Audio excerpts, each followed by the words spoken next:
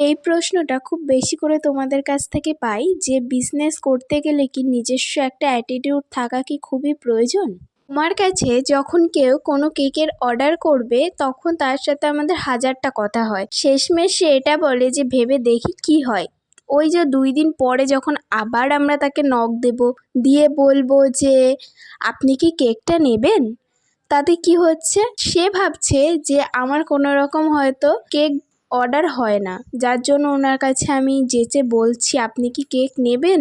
এই জিনিসগুলো করলে নিজের যে অ্যাটিটিউডটা সেটা কখনোই থাকে না।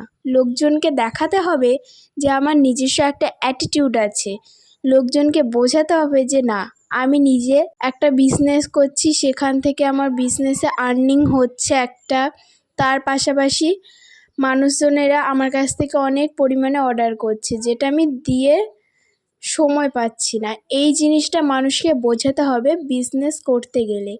এই অ্যাটিটিউডটা যদি না থাকে তাহলে লোকজন হামেশাই তোমাকে বশ করে নেবে।